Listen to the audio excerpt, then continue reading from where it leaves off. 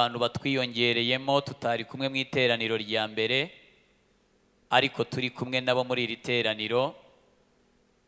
Imana yashimye yuko twebwe nabo dusangira ibyidutegurira muri aka kanya muri uyu mugoroba, kandi ntekereza yuko ari byiza. Habaye hari umuntu uje cyangwa se waje muri iri teraniro rya nyuma ariko asanzwe atanzi, ni ibintu byoroshye, n'ibyanjye biroroshye kubimenya, ni ibintu bike cyane. Nitwa Rukundo Francis, n'umwana w'Imana, ndi n'umwana muri iri torero. Abashumba bacu naba, kandi nshimye Imana nanjye ko umbonye nkakubona, kandi nizera ko ari ryiza. Abo twari kumwe kare igihe twaganiraga, nari ndimo mbaha ubuhamya natangaga bwa wa mukobwa wanjye Debora. Naho jye uko naje mu materaniro ntabwo namenye ko wa muganga navugaga wasuzumaga madamu wanjye yarari mu iteraniro. Buriya nabivugaga nawe ari ahangaha. Ni umukecuru dukunda, n'ubundi asengera ku itorero ryacu rya Apostles Nyaruhire. Reka arambuye ibiganza gutya tumukomere amashyi menshi cyane. Icyo gihe yakoraga kwa muganga. Ubuhamya rero ubwo bwabonye gihamya, mutereho kashe namwe mu izina rya Yesu. Namubonye ndanezerwa, arankunda cyane cyane cyane, nanjye ndamukunda. Mu bihe twagiranye byose yatubereye umubyeyi. Twari tunaturanye, ari n'umuturanyi ariko atubera umubyeyi. Yari umuhamya mwiza rero. Ahubwo nashoje kwigisha ngeze hariya mbona message abana bambwiye batuzi ko uwo muvugaga ari aha. Sinabimenya. Iyo turi hano tuba dusa nk'abareba, ariko mwatubanye benshi amaso atageramo ngo abafate mwese. Ariko nanone ni ubuntu bw'Imana kuba navugaga anahari. Niwe wacishagamo akamudusuzumira akavuga ati umwana yarapfuye rwose. Hanyuma kandi igihe kigeze aba ari nawe utubwira ko umwana none abona yabaye muzima. Yesu wacu ashimwe cyane. Ikindi n'umunsi wo kubyara yabaga hari, yabaye hafi umuryango wanjye cyane. Rero Imana imuha umugisha, namubonye ndanezerwa kandi cyane.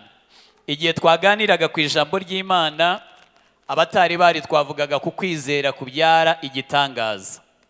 Hanyuma ubu tugiye gusoza mu kanya tuvuga ko uwizera wese azabona ayo masezerano. Ayahe? Ayo ngayo. Buri muntu afite aye, ayawe siyo yanjye. Ni nayo mpamvu tutayatondagura ngo tubivemo, ariko ayo yawe. Uwizera wese azayabona. Mu yandi magambo, utizera we azayabura, ntabwo azayabona. Niba ari igihugu ntazakijyamo utizera. Niba ari urubyaro ntabwo azarubona utizera. Niba ari urushako narwo ntabwo azarubona utizera. Niba ari umugisha ntabwo azawubona utizera. Bibiliya iravuga ngo byose bishobokera uwizera. Haleluya. Byose bigira bite? Bishobokera uwizera. Ndaza kuvuga ikintu kimwe mu bintu biranga umuntu wizera. Kimwe mu bintu bikubwira ko umuntu muri kumwe ari umuntu ufite kwizera. Ndaza kuvugaho kimwe cyonyine. Nusanga ugifite, uze gushimira Imana, kizagucisha ahakomeye. Nusanga utagifite, uze kwihangana, ushake icyo kimwe, kizaguhishurira n'ibindi. Umuntu ufite kwizera arangwa no kutatura ibyo abona, ahubwo yatura ibyo yizera. Mu yandi magambo, iyo ageze mu bihe bigoye, we ntabwo avugishwa n'ibihe, ahubwo avugishwa n'ibyo yizera. Iyo agiye kuvuga amagambo amuturukamo, ujya kubona ukabona amagambo ye ntabwo asa n'aho yari ageze. Ushobora kumubona ukabona yari nka nyakwigendera cyangwa se nyakwipfira, ariko wakumva amagambo amuvamo ugasanga aravuga amagambo yakabaye ari ay'umuntu muzima kandi washubijwe. Yesu ashime cyane. Ururimi rw'umuntu wizera iyo ruvuze ubona rudafitanye isano n'ibihe arimo. Yesu ashime cyane. Ba Sheduraka, Meshaki na Abedenego baramubwiye bati nta mpamvu yatuma tugusubiza iryo jambo. Mu yandi magambo, ibi ureba niba udukangisha byo ntibidukanga. Imana yacu ibasha kudukiza, ariko naho itadukiza nta bwoba, naho itadukiza ntabwo turi bwubamire biriya bigirwamana. Ukumva ariko se uyu uvugana n'umwami atya yishingikirije kuki? Usubiza umwami gutya yishingikirije kuki? Kwizera rero ni intwaro y'umukristo iba iri mu mutima, igatera umutima we kubira, ugasembura, ukabira, hakajya havamo amagambo anyuranye n'ibihe arimo. Waza umufitiye impuhwe, uvuga amagambo uganya, uvuga utari ko na n'ubu nta kantu urabona, akakubwira ati humura, Imana nitanga urubyaro izamumpa, igihe nicyo kitaragera kizamumpa. Wasanga ari aho hari ikindi abuze navuze, ugasanga arimo arakubwira ati ariko nawe narinzi ko nawe umukiza, wabonye kuno kabona arasa nkaho wowe ahubwo akuvumbuyemo ikindi kintu ataragutegerejemo. Uwizera rero muri we havuburamo kuvuga amagambo anyuranye n'ibihe. Ntabwo twatura ibyo tubona, twatura ibyo twizera. Kimwe mu bintu abakristo benshi cyangwa abantu benshi bagira nk'ikibazo gikomeye, nuko batajya batura ibyo bizera, ahubwo batura ibyo babona. Umuntu yaba ari ahari umukecuru, nubwo yaba ari umukristo ariko ari umukecuru, yajya guhaguruka akavuga ati ese uragira ngo ndiho? Ibyo yumva arumva atariho ni nabyo yatuye.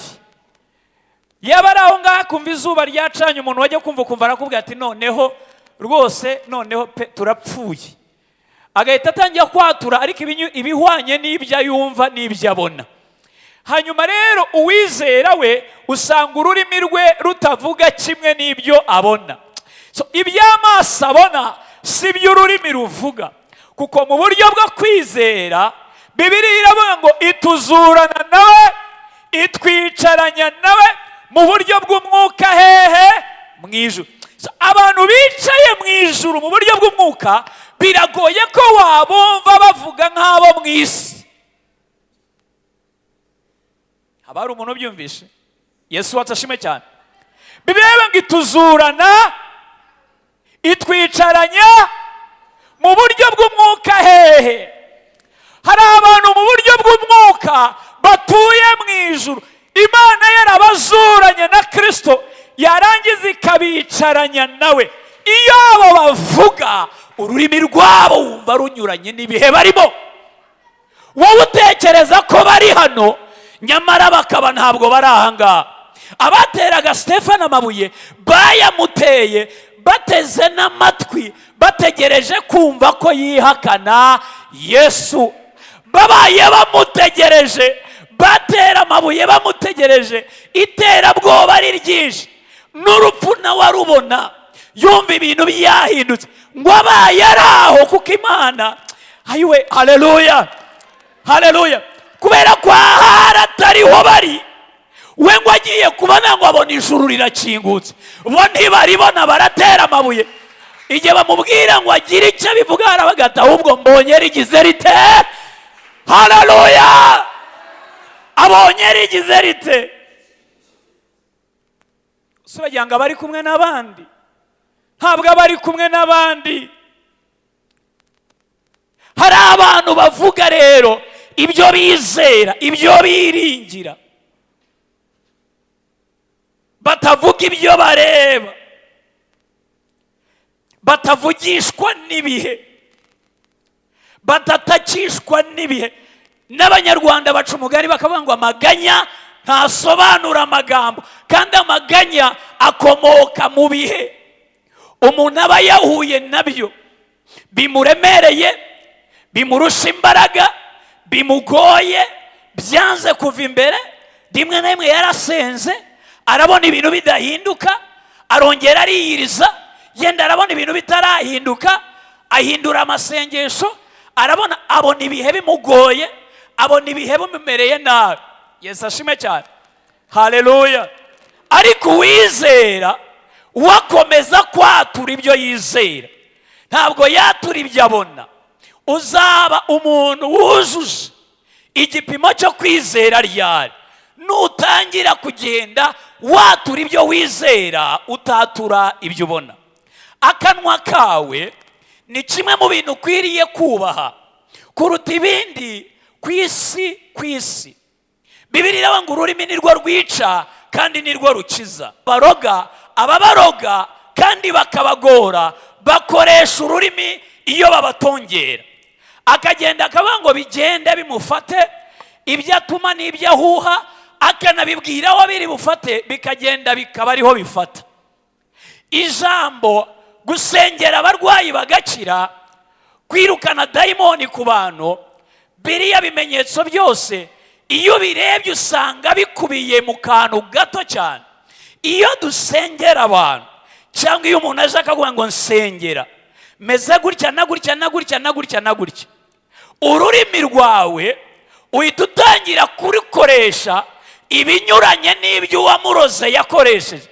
Uwamuroze niba yaravugaga ati turamuboshye, akavuga ngo turamuzinze, undi nawe akazaza kuvuga ati nabuze urushako, cyangwa nabuze urubyaro ngira ngo baranzinze cyangwa ibindi, usanga usenga avuga ngo turamuzinguye mu izina rya Yesu. Mu yandi magambo, ururimi rwavuze kimwe ariko rukeneye ikindi kiruvuguruza. Ijambo ukwiriye kumva mu Kinyarwanda cyiza cyuzuye isezerano rikurwa n'irindi. Ijambo naryo burya rifite imbaraga zo gukura irindi iyo uri kuvugaho afite ububasha kuri wowe. Yesu ashime cyane, haleluya, haleluya. Yesu ashime cyane. Noneho umuntu yaba ari aho ngaho, baramuvuze bate, baramutabye se, bakoze iki? Biriya bakoze byose bakoresheje imbaraga z'ururimi. Niyo umuntu yabaga agiye mu bapfumu bakamuhereza ibyo bita imiti, yarangiza akabitwara, hari igihe bamuhaga bakaguha akantu k'agati cyangwa agafu cyangwa se agahu k'inyamaswa, bareba bakavuga ngo ako kazakurinda abajura, ako kazagukururira abakiriya. Ugahita wibaza ni gute akantu katabuja, katari bugiye gusura abantu, katari bubaganirize, ni gute kakurura abakiriya, ni gute kajyaho? Ntabwo igifite imbaraga ari uruhu, ntabwo igifite imbaraga ari agati, ntabwo igifite imbaraga ari ifu, ahubwo umutongero uririho, amagambo bavuzeho.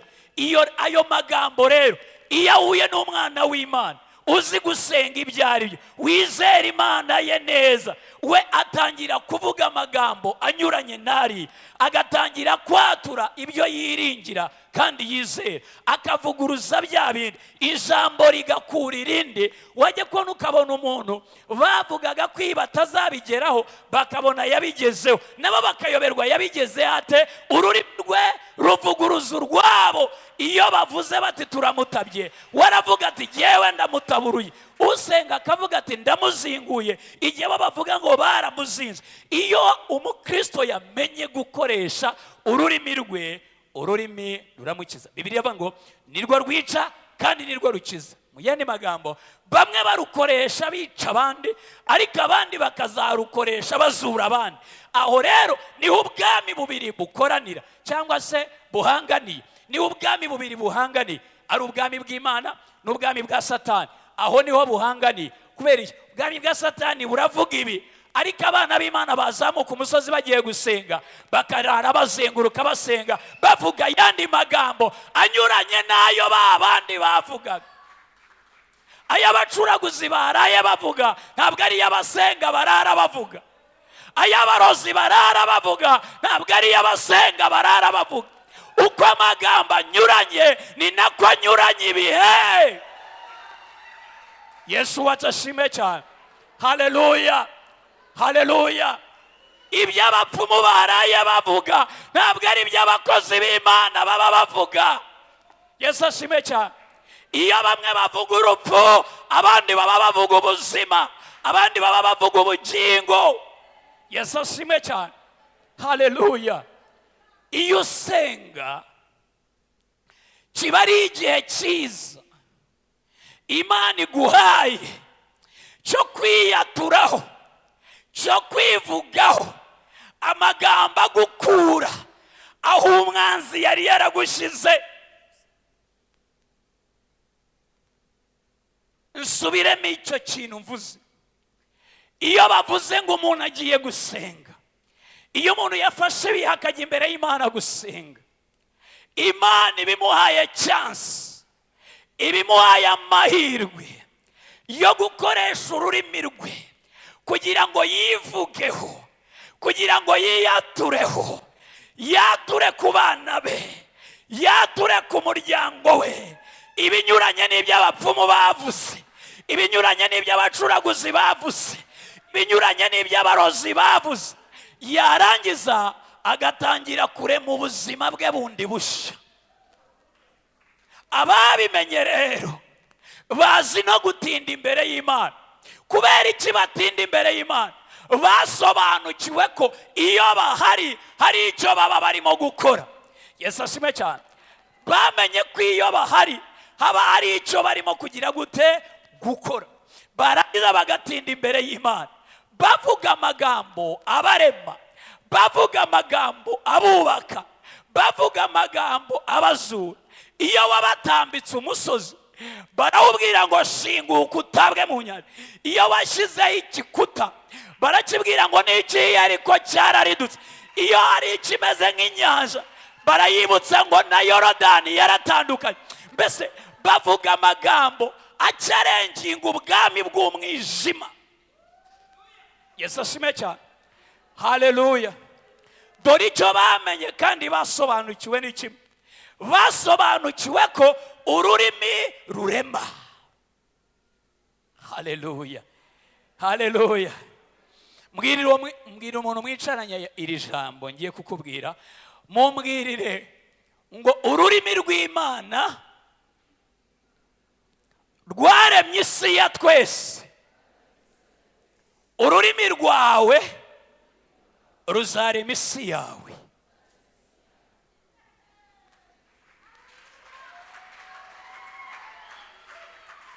Yesu wacu ashime cyane. Niye rero turemera. Haleluya, haleluya. Mumbabare nkoresheje ijambo riri bwihutishe kumvikanisha icyo nshaka kuvuga nubwo atari ryo ryari ryiza ryo gukoresha. Umva, niye duhindukira abaremyi. Niye umuntu ajya yarangiza agatangira akarema. Inda itari mu rubyaro akayibwira ngo rubemo rukabamo. Inda yari yarazibye akayibwira ngo zibuka ikazibuka. Ni hehe? Haleluya, haleluya. Ingingo zari zaramugaye akazibwira ngo zirambuke zikabyumva. Aho ni hehe barokore? Umva neza, Bibiliya ngo nubwo tugenda dufite umubiri nk'uw'abantu, ntabwo turwana mu buryo bw'abantu, kuko intwaro z'intambara yacu atari nk'iz'abantu, ngo ahubwo imbere y'Imana, imbere y'Imana, imbere y'Imana zigira imbaraga, imbere y'Imana zigira imbaraga, zigira imbaraga zo kwimura iby'abarozi bateye, zigira imbaraga zo gukura imitongero yabo, zigira imbaraga intwaro z'intambara yabo. Iyo turi imbere y'Imana turavuga bikaba, twategeka bigakomera. Iyo turi imbere y'Imana, haleluya, haleluya. Bibiliya ngo mwigane Imana nk'abana bakundwa. Mwigane Imana. Niba yaravugaga ngo bikaba, n'abana bayo baravuga bikaba. Niba yaravugaga bikaba, n'abana bayo bagomba kwigana papa wabo. Yesu ashimwe cyane. Haleluya. Nicyo kizarusha umwanzi, nicyo kizagora umwanzi. Niba ari umwanzi ukuri imbere, niba ari umwanzi wakwitambitse, niki kizamugora? Ni ukubona imbere y'Imana wafashe ikindi cyerekezo, ururimi rwawe rurimo kuvuga ibinyuranye n'ibihe, wiyaturaho amagambo, wagera hano ugatangira ukuzura umwuka wera, ugatangira kuvuga indimi, dayimoni bikabacanga, bikavuga biti izi ndimi tuzeruka mu ijuru, none zidusanze aha ngaha. Si ukutwirukana, si cyo gikurikira, dayimoni zigatangira kuzinga. Hari ibintu bikwiye kuva mu buzima bwawe, ariko ntibizavamo utabibwiye. Hari ibintu bikwiye guhaguruka mu buzima bwawe, kuva mu mahirwe yawe, kuva mu mugisha wawe, kuva mu mahoro yawe, kuva mu buzima bwawe, ariko ni wowe wo kubyimura. Yesu ashimwe cyane. Ndi cyanditswe kiri muri Matayo kivuga ngo igiti cyose data wo mu ijuru atateye kizarandurwa. Haleluya. Yesu ashimwe. Igiti cyose data wo mu ijuru atagize ate kizagira gite? Igiti cyose data wo mu ijuru atateye kizagira gite? Iryo ndarikunda. Iyo ndyumva mpita numva n'icyo abapfumu bateye nakirandura. Iyo ndyumva numva n'icyo abarozi bateye nakirandura. Haleluya. Iyo gihe mbyumva numva n'icyo abacuraguzi bateye cyaranduka. Kumva nkumva nta kintu cyananirana. Yesu avuze ngo igiti cyo uzatinye icyo data wo mu ijuru yagize ate yateye cyonyine. Nacyo cyatumaga abanyarwanda bacishamo bakavuga baturabizi se iyakaremye n'iyikamena. Haleluya. Mbwira umuntu umwicaye ngo iyakaremye n'iyikamena. Haleluya. Ushobora kuba uri mu bihe bibi, ukajya kubona ukabona n'urupfu ruragusatira, wajya kubona ukabona ntabwo uzi ko umwaka utaha uzaba uhari, ariko amajwi avuga ntabwo ari Imana irimo kuvugana nawe ibyo ngibyo. Oya. Yesu ashimwe cyane. Haleluya. Haleluya. Haleluya. Hari amajwi avugira mu muntu, umuntu akumva neza ararangiye, kumva hari ikirwara yamaze kwakira, ati niba ari ibinuza ngiye kurwara, akumva arabyumva ko ari byo. Hari bene ayo majwi abavugira mu muntu, avuga amagambo nk'ayo ngayo, ariko iyo yibutse ko icyo data wo mu ijuru atateye cyarandurwa, arandura icyo, ajya imbere y'Imana akakirandura. Kubera iki? Kuko iyo ari imbere y'Imana amashoka afite si nk'ay'abantu.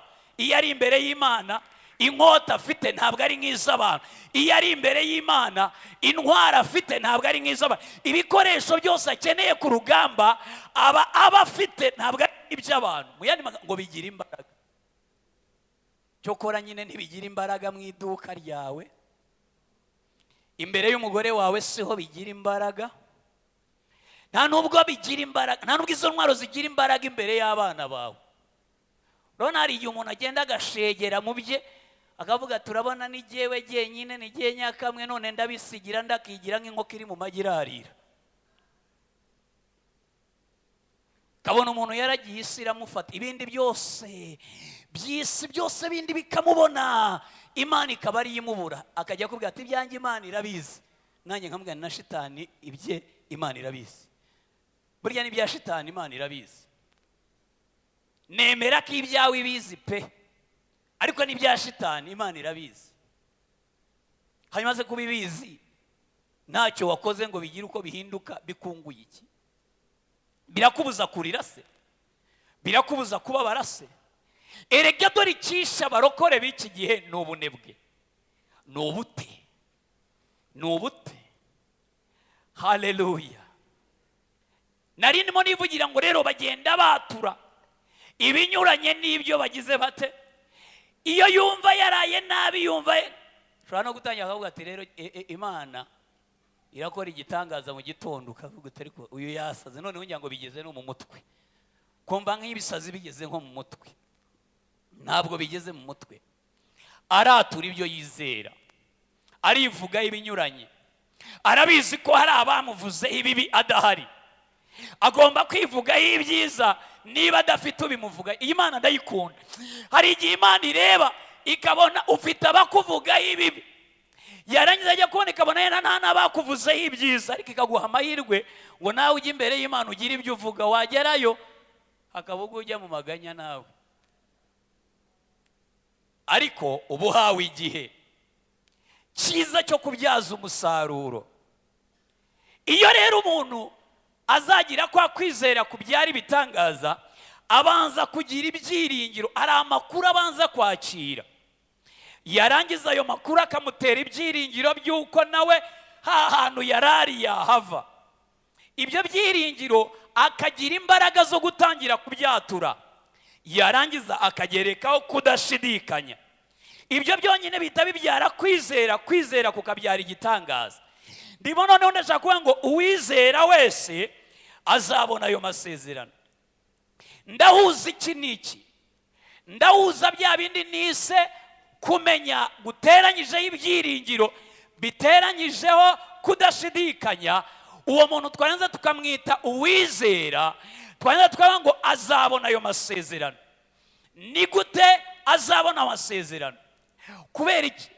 Kwizera kumeze nka bya bimodoka by'Abashinwa, sinzi ukuntu ndi bubyite, bya bindi bitenguraga imisozi. Haleluya! Bya bimodoka bitengura iki? Ahatari umuhanda bakawuhaca umuhanda, hatari inzira bakahaca inzira. Hari igihe umurokora aba afite kwizera muri we, yarangiza agatangira kujya agenda areba inzira ahatari inzira. Yesu ashimwe cyane. Yiremera inzira. Buriya mu gusenga, mu kwiyatura amagambo, mu kwivuga amagambo, hari igihe umuntu yisaturira inzira, yiremera inzira ahantu hatari inzira, yarangiza akayihashyira kubera ibintu arimo gukora, ariko akorera imbere y'iki? Imbere y'Imana. Ndagira ngo dusome icyanditswe kiri mu gitabo cyo Kubara, igice cyawo ni icya 14, 13 plutôt, 14 turahajya nyuma, 13 umurongo wa 26. Hari inkuru y'abatasi 10 rizana inkuru y'incamugongo yacu icyo gihugu ngo Kerebu abahana. Bibiliya iravuga ngo basohoye basanga Mose na Aroni n'iteraniro ry'Abisirayeli ryose i Kadeshi mu butayu bwa Parani, bababwirana n'iteraniro ryose ibyo babonye, babereka imbuto za cya gihugu, imbuto z'igihugu. Batekerereza Mose bati, twageze mu gihugu wadutumyemo, ni ukuri koko ni icy'amata n'ubuki, ngizi imbuto zacyo, ariko abantu bagituyemo, buriya uzatinya umunyarwanda nashyiramo ariko abantu bagituyemo ni abanyamaboko, kandi imidugudu yabo igoteshejwe inkike z'amabuye, kandi ni minini cyane. Kandi twabonye y'Abanaki, Abamaleki batuye mu gihugu cy'Inegebu, Abaheti n'Abayebusi n'Abamori batuye mu misozi, Abanyakanani batuye ku nyanja no mu bibaya bya Yorodani. Kerebu ahoreza abantu imbere ya Mose ati, tuzamuke nonaha tuhahindure. Iyo ni imvugo ya mbere.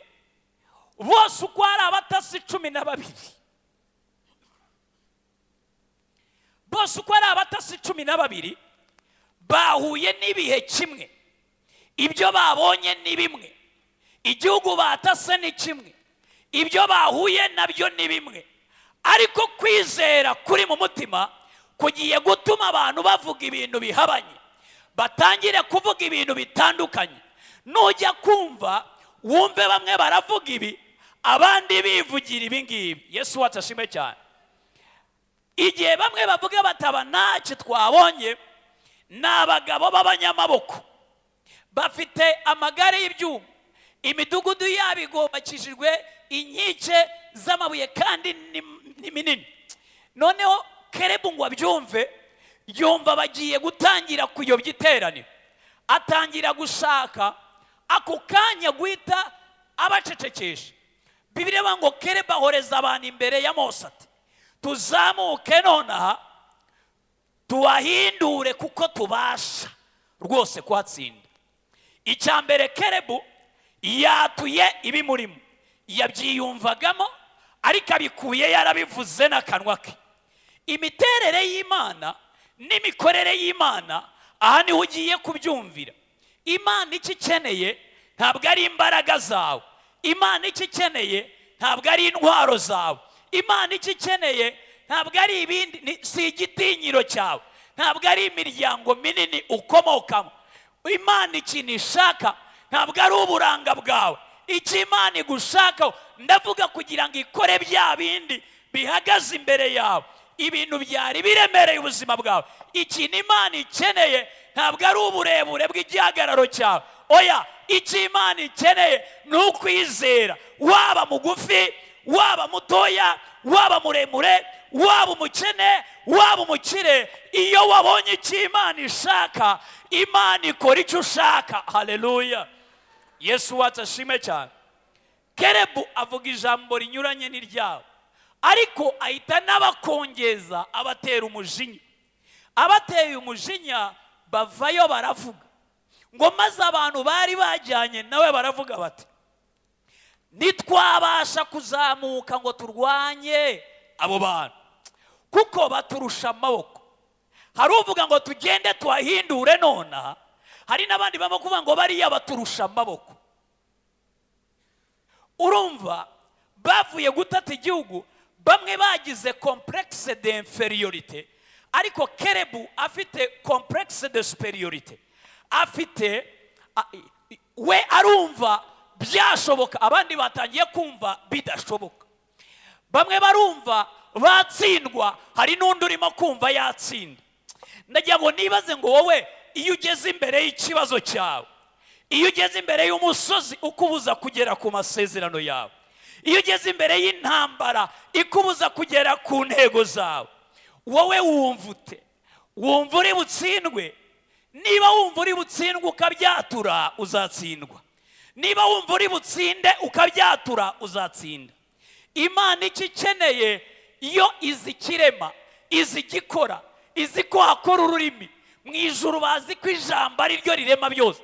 Icyo Imana itegereje ni ijambo, ijambo ryawe, ijambo riguturukamo. Imana itegereje ko rikuremera ibihe, rikuremera icyerekezo, rikuremera ubuzima, rikuremera ejo hazaza. Ijambo riguturukamo, Imana iriteze amatwi, kandi icyo ritegeye amatwi ni ukugira ngo ishyire mu bikorwa ibyo uvuga. Si rimwe si kabiri muri Bibiliya Imana ishyira mu bikorwa ibyo abantu bagize bate bavuga. Yabwiye Mose amaze kuvuga ngo mwitinye abanyegiputa mubonye ntimuzongera kubabona ukundi, Imana yise ibwira abamarayika ngira ngo iti mushyire mu bikorwa icyo ngicyo, icyo avuze, icyo mwabyumvishe? Ngira ngo abamarayika baravuga ati twabyumvisha afande, mushyire mu bikorwa icyo avuze.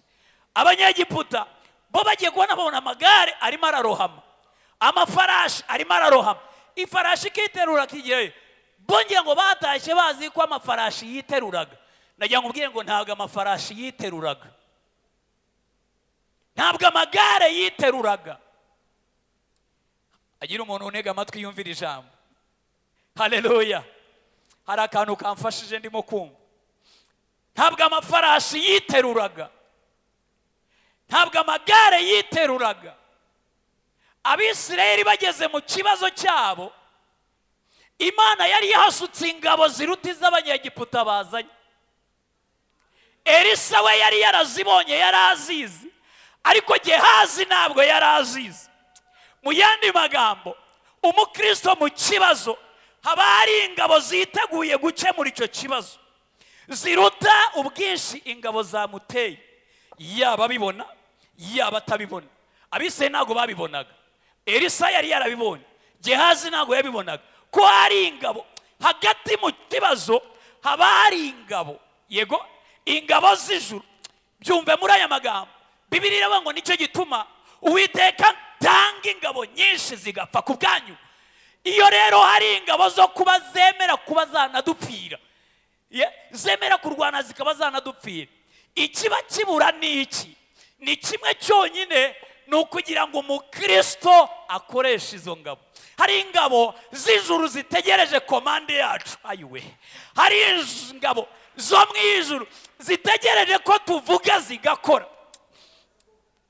Abari umuntu wasomye Bibiliya ngo mubwire aka kajambo, Yesu ashimwe cyane. Elisa amaze kubwira wa wundi ngo Imana imuhumure arebe, yahise ahindukira abwira Imana ati rero bariya bose bahuma amaso. Haleluya. Bagira bate? Bahuma amaso.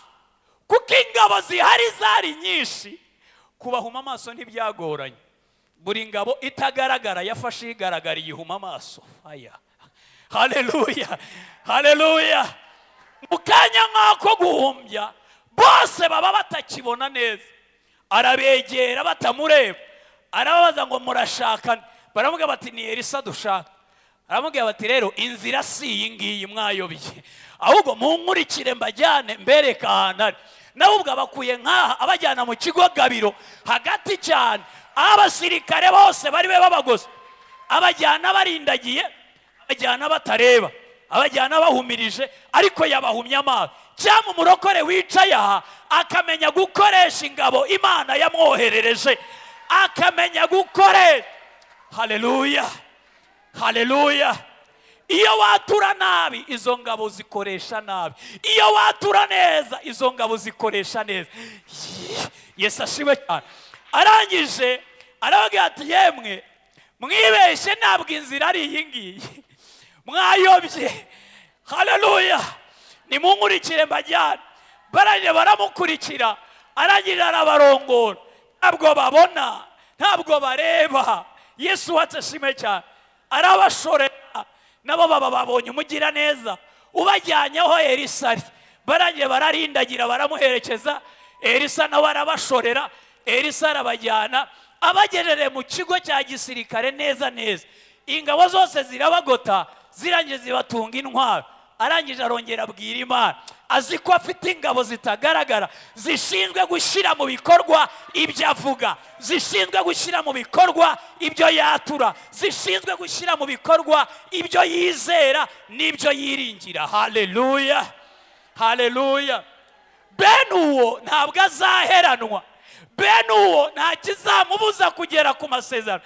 Niyo wakohereza ingabo nyinshi ngo zimubuze kuba umuhanuzi uhanurira amahanga, kandi Imana yarabivuze kera, iza azazihuma amaso ariko agere ku masezerano. Yesu ashimwe cyane. Haleluya, haleluya. Icya mbere yizera ko zihari, yizera ko zigize zite. Elisa yizera ko zihari, arabizi ko ingabo zihari, arabyumva ko zihari, nta bishidikanyaho. Arangije aravuga ati rero mubahuma amaso. Abagejejeyo ngo ni mubahumure. Bagiye kubona babona baragoswe n'izindi ngabo zigaragara nazo zimeze nkabo, bafashwe bari mu kigo hagati, bahumuye amaso babibonye. Babandi baravuga bati tubice. Elisa aravuga ati abangaba se wabupfa iki nabo, mubareke ahubwo mubabagire mubagaburire, twabafashe mpiri tunabice, twabanesheje kare turinda tubageza ahangaha. Ni nkaho yakababwiye atoya, hoya oya, urugamba rurimo Imana ntabwo uzarinda kurwana. Hoya, burirwa mupfa iki mwangiza amasasu yanyu y'iki usatse kwaba twabatsinze kare. Haleluya, haleluya. Ntabwo numva Elisa, nta nubwo numva, ahubwo ndumva wowe. Ndumva wowe mu ntambara zawe, ndumva wowe mu bitera abadayimoni bamaze iminsi bakugabaho. Ndakumva wagize kwizera kwatura ibyo wizera. Najya kubona nkabona Imana irahindura ibihe. Manterebo, haleluya. Umva icyo Bibiliya ivuga muri Zaburi 84 were ku murongo wa 1. Hahirwa abantu mu mitima yabo bafite inzira z'igisiyoni. My goodness, haleluya. Iyo bageze mu gikombe baka bahatobora amasoko. Yeah, haleluya. Iyo bageze biraba ngo mu gikombe. Yesu ashimwe cyane. umva icyo bivuze. Bagera ahantu hatari igisubizo bakabyaza igisubizo. Yego, haleluya.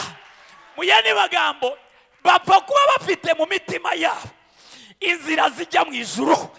Bakwiyumva bakumva ni abarokore, bakwiyumva bakumva ni abakirisitu, bakwiyumva bakumva bari hamwe n'Imana yabo. Iyo bageze mu gikombe baka, iyo bageze ahantu hatari urubyaro barabyara, iyo bageze ahantu hatari urushako barashaka, iyo bageze ahantu hatari akazi barakabyara. Ntabwo nzi ukuntu bakarema, ntabwo nzi ukuntu bakatura, sinzi ukuntu babivuga, sinzi ukuntu, ariko iyo bahasanze nta masoko barayahashyira. Yesu ashimwe cyane. Haleluya, haleluya. Iyo bageze mu gikombe bahindura ahantu. Yesu wacu ashimwe. Haleluya. Ntabwo icyanditswe kibereyeho babandi, ntabwo igikombe baka kivugwa ari cya kindi. Buri muntu agira igikombe cye ageramo agasanga yabuze. Yesu ashimwe cyane. Ariko agomba kuhatobora icyo yabuze icyo. Abisirayeli bageze ahantu babura amazi yo kunywa. Yesu ashimwe. Bageze ahantu babura amazi yo kunywa. Bamaze kubura amazi yo kunywa, ibintu biradogera. Ariko umwana w'umuhungu aragenda yikubita imbere y'Imana. Ndamwita ufite icyo? Ati ni inkoni. Genda ukubite kiriya gitari imbere y'iteraniro, kirahira ko kizana amazi, bahatobora isoko sha. Kuko afitemo inzira zijya hehe. Hari ibintu yiringira yabwiwe. Bamubwiye ko bamuvanye mu gihugu kibi bamujyanye mu cyiza. Igihe atarakigeramo aracyafite ibyo byiringiro mu mutima we. Kwizera kwe kurumva Imana ye yabyara igitangaza isaha iyo ari yose. Ese wizera ko Imana yawe yabyara igitangaza isaha iyo ari yo yose? Bikubere nk'uko wizera. Yesu watashime cyane. Kerebu Bibiliya yambwiye ngo abahorezaho. Aranga ngo tuzamuke none ako tubasha kugira gute kwatsinda rwose. Baba tasi 10 ngo babyumve, bahera ko ngo iteraniro ryose ritera hejuru rirataka, abantu iryo joro bararira.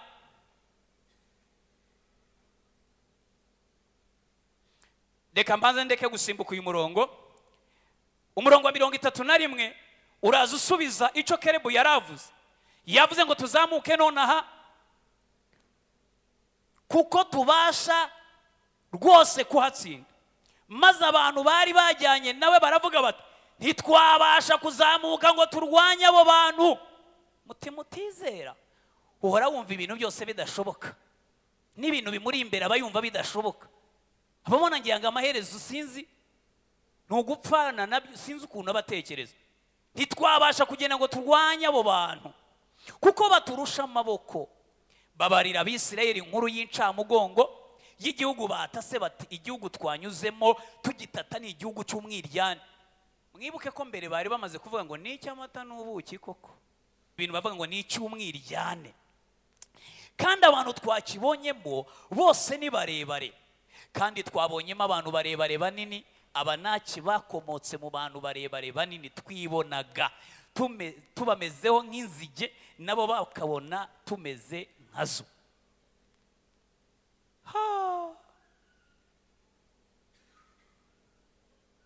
Umva ikintu ushaka kuvuga. Mu kibazo cyawe Imana ibiteze amatwi.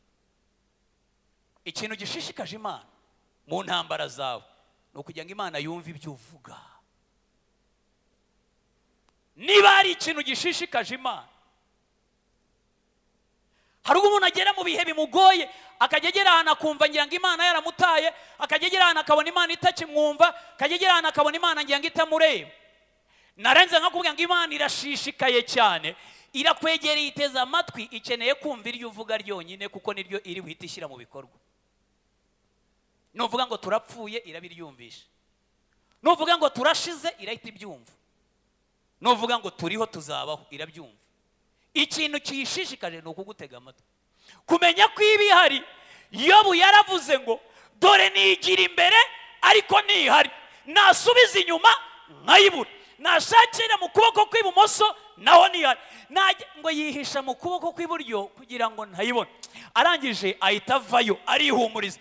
Akaga ni ukumenya ikibazo ariko ntiwireme. Aravuga ati rero umva noneho igihindutse, ariko izi nzira nyuramo niramuka irangije kungerageza jyewe nzavamo meze nk'izahabu. Niki cyari butume Yobu Imana itamuhindurira ibihe? Niki cyari butume nyuma yaho Imana itamuzamura? Niki cyari butume itamukubira inshuro nyinshi? Yaramaze kuyibwira ngo izi nzira nyuramo, kandi koko ibibonye isanga irazizi ntabeshye. Aravuga iti nimara kungerageza nzavamo meze nk'iki, nk'izahabu. Imana iravuga iti kambayeho, ubu uyu muntu ndamuhindura izahabu nte? Hari abantu batura ibintu biremereye bagaha Imana akazi, nk'uwatuye ko abanyegiputa batazongera kubabona ukundi. Yarayihaye akazi, yarayipangiye gusa. Ariko Yobu waranavuga ati nimara kungerageza nzavamo meze nk'iki.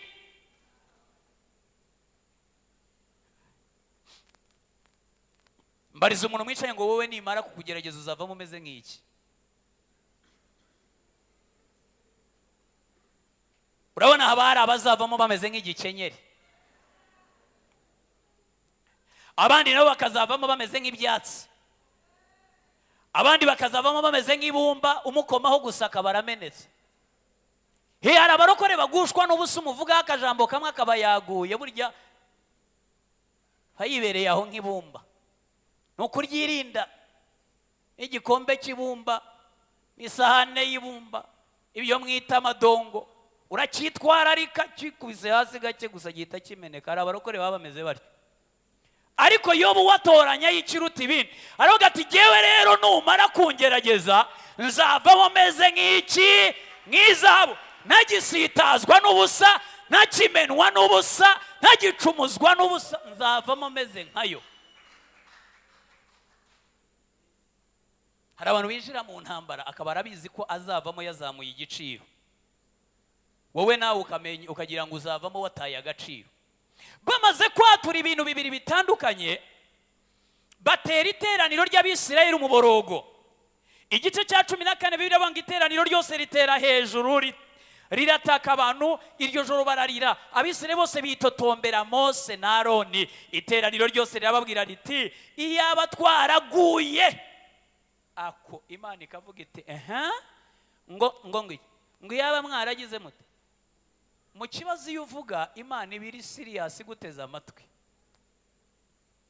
Ngo barabanga iyaba twaraguye mu gihugu cya Egiputa, cyangwa iyaba twaraguye muri ubu butayu, Uwiteka atujyanira iki muri icyo gihugu? Imana iravuga iti mbese nta n'icyo nyibajyanirayo, ntacyo mumaze, nta n'icyo muzajya gukorayo. Uwiteka atujyanirayo iki muri icyo gihugu kugira ngo tuhicirwe n'inkota? Gahunda ni ugupfa gusa. Umuntu udafite kwizera umva uko yabyumvaga. Arangije avuga ngo tuhicirwe n'inkota, abagore bacu n'abana bacu bazaba iminyago. Imana iravuga iti iryo naryo ndaryumvishe. Kugira ngo umuntu mwicaranye agire ikintu kimufasha, mumbwirire ngo akarenza umunwa akarushya ihamagara. Mumwe ngo ujye upfa kuvuga ariko akarenza umunwa akagize gateyemo. Haleluya. Barimo bavuga, Imana nayo ivuga iti ndaryumvishe ba shefu.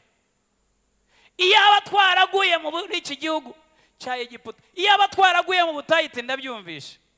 Abana bacu n'abagore bacu bazaba iminyago iti naryo ndaryumvishe. Mbwira mwicaye ngo n'ibyo uvuga ibi byumva. Ashimwe cyane. Kerebu na Yosuwa baba kwizera kuri mu mutima kwabateye kwatura. Bavuga ijambo baravuga ngo tugende nonaha tuhahindure kuko tubasha kuhatsinda. Yosuwa ujyanyije uwo yari ari we kuri Mose no mu gihe cyabo, ntabwo yari ayobewe imbaraga bafite uko zingana. ngo tuvuge ngo bariya batasi 10 nibo bari bazi ubushobozi buke bwabo. Yosuwa ntabwo yari azi ukuri, kuko yagendanaga na Mose, yabaga yegeranye na Mose, yari azi ukuri kw'ibihari, ariko yatura ko mu byo abona bashobora kuhatsinda. Abandi nabo bavuga yuko bidashoboka rwose, ari abo kugwayo no gupfirayo. Ndashaka gusoma umurongo wa 26 mu rwego rwo kwihuta kugira ngo mve kuri uyu murongo. Kubara 14 murongo wa 26.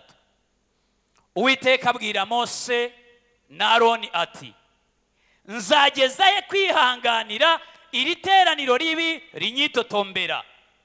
Numvise kwitotomba kw'Abisirayeli banyitotombera. Babwire uti, Uwiteka aravuga ati, ndahiye guhoraho kwanjye yuko ntazabura kubagirira ibyo mwavugiye mu matwi yanjye. Mbwirira umuntu mwicaye ngo buri muntu ibyo yavugiye mu matwi y'Imana abitegereze. Hari abatababwiye. Mbwirira umuntu mwicaye ngo ibyo wavugiye mu matwi y'Imana bitegereze.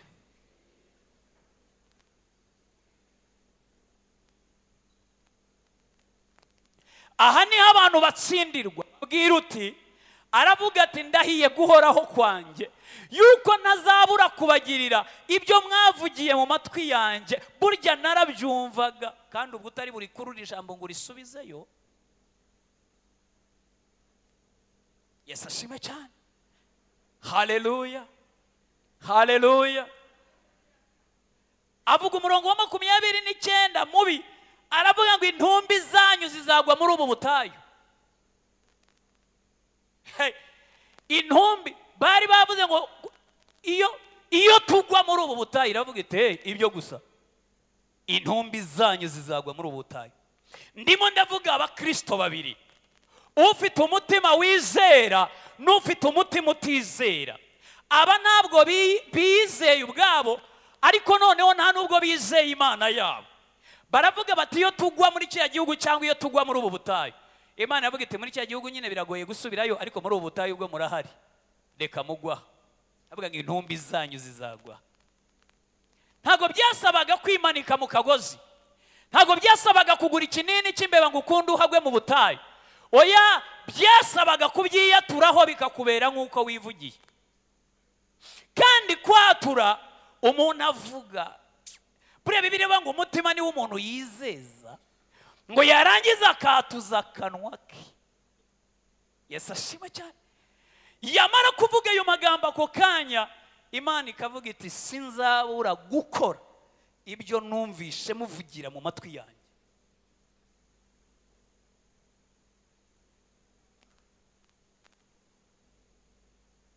Kimwe mu bintu bibi kuba Kristo ni igihe umukristo yagize ibyiringiro bike, bimutera kwatura ibintu bizamukoraho. Imana ikimara kuvuga ityo, ibwira ba bandi ngo intumbi zabo zizagwa hehe.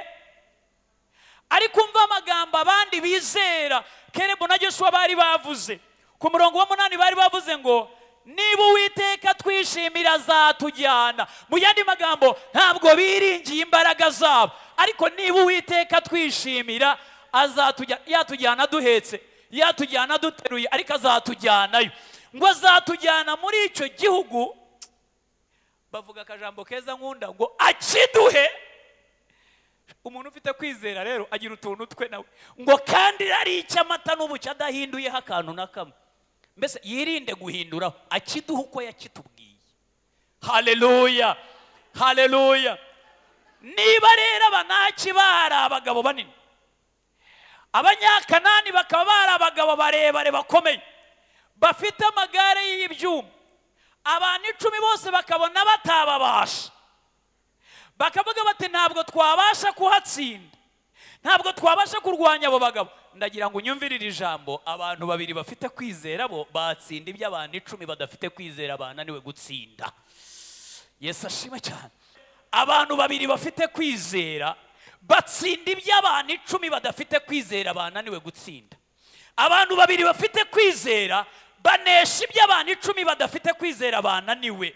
Abantu 2 bafite kwizera batsinda ibyo abantu 100 bananiwe. Yesu ashime cyane. Haleluya. Aha rero tukavayo tuvuga ngo iki? Tukavuga ngo uwizera. Bumvaga ibyiringiro byabo babikesha amagambo Imana yababwiye bakiri hakurya ya Rwaruzi. Yarababwiye ngo manuwe no kubakiza, mbakure muri iki gihugu kibi, mbakure maboko y'abanyegiputa, mbajyane mu gihugu kigari cyiza gitemba amata n'ubuki. Amaze kubabwira atyo, bo bagendana iryo. Ngira ngo bageze rero baratekereza ati nubwo twababonye ari abagabo banini, nubwo twababonye bari barebare, nubwo twababonye bari mu midugudu yubakirwa inyinke z'amabuye, ariko ntago bikuraho icyo Imana yagize ite, icyo Imana yavuze. Ndagira ngo nkubwire ngo hari ibintu bidakuraho icyo Imana yavuze. Byaba ari binini, byaba ari birebire, byaba biteye ubwoba, byaba bigangaraye, ntago bikuraho icyo Imana yagize ite, icyo Imana yavuze. Abantu bazi icyo Imana yavuze, bafite icyo Imana yavuze, nta kintu gikuraho icyo Imana yavuze keretse gushidikanya no kutizera. Akimara kuvuga aya magambo, Yesu ashime cyane, babandi Imana iriyeranje bagwa aho ngaho mu butayu, barahapfira bose, barahaguye, barahapfira. Yesu atashime cyane. Haleluya. Ariko Imana irahindukira ifata Yosuwa, ifata na Kerebu. Mose ageze aho afata Yosuwa aranamwimika. Arangije abari we ngugomezanya Abisirayeli, ukomezanya nabo. Babaye baraho Imana imanura imbaraga zo gusohoza ibyo bavuze. Babaye baraho Imana imanura imbaraga zo gukora ibyo yumvishe biyaturaho. Babaye baraho Imana urema. Reka mbabwire, imbaraga si zacu nubwo kuvuga ari ubwacu. Kuvuga ni ukwacu, ariko imbaraga zizabikora si zacu. Kuvuga ni ukwacu, ariko imbaraga zizabisohoza si zacu. Kuvuga si ukwacu, ariko Imana yiteguye. Yesu atashime cyane. Haleluya.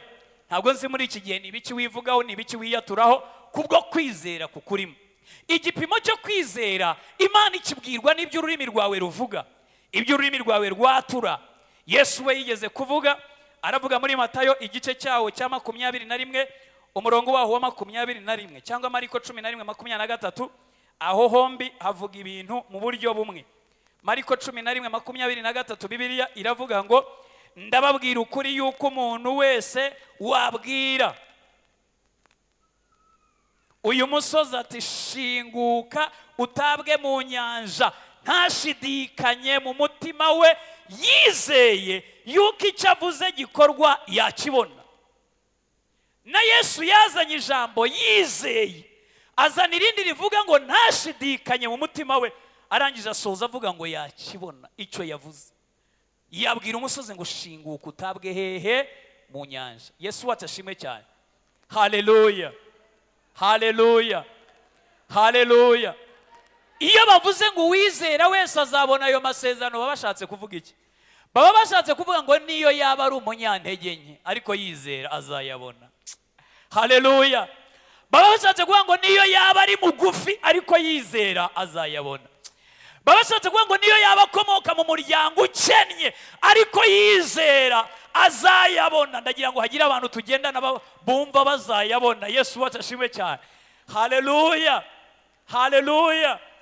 Ntabwo nzi amasezerano ari imbere yawe, ariko iyo bavuga ngo uwizera wese azabona ayo masezerano, baba bavuga ngo condition ni imwe, ni ukwizera.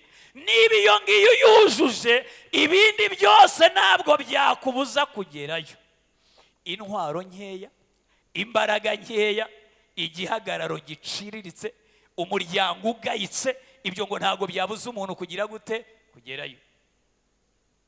Abasoma Bibiliya, Kerebu ajyana nabo ntabwo yari umwisirayeli wabo. Yesu ashimwe cyane. Haleluya. Ariko yari umwizera.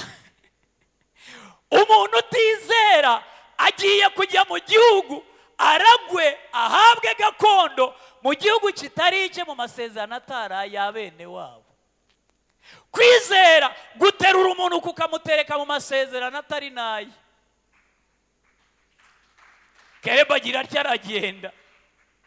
Ntabwo ari umwisirayeli, ntabwo ari umuyuda, ntabwo ari mwene wabo, nta n'icyo bapfana. yari yarabayikundiye, yari yarababonye gusa, yari yarabarebye, abona imana yabo, abona ibitangaza ikoze, aravuga ati ndabakurikira tujyane, imana yanyu izaba imana yanjye. Imana iti iryo naryo ndaryumvishe. Bageze aho bacika intege ku by'Imana yababwiye, uw'Imana itabibwiye wakomezanya kwizera. Imana iravuga iti rero ndagendana n'uyu. Ndagira ngo Imana igendane nawe. Ndagira ngo mu ntambara zawe Imana igendane nawe. Ndagira ngo ibyari birumbaraye imbere yawe Imana igendane nawe. Irangira iravuga iti ndagendana n'uyu. Ihitamo kugendana n'umuntu utari umwisirayeli, udafite icyo apfana nabo, waje gusa wababonye akabikundira ko kunda Imana yabo, akabona ikora ibikomeye. Arangije avuga ati jyewe niba nayireka jye nzayigumaho, niba tanayizera jyewe nzayizera. Ibyo yakoze kwa Farawo narabibonye birampagije, ibyo Imana yakoze ku nyanja itukura narabibonye abanyegiputa barohama, ibyo yakoze ku gitare gitoboka isoko tukanywa jyewe narabibonye, ibyo yakoze ku nzoka z'ubumara jyewe narabibonye. Niba hari ibyo wabonye bikubera imbaraga zigutera kwizera, unesha ibiri imbere. Yesu ashimwe cyane. Unesha ibiri hehe? Unesha ibiri hehe? Haleluya, haleluya. Ndimo ndashaka kwerekera ku musozo. Unesha ibiri hehe?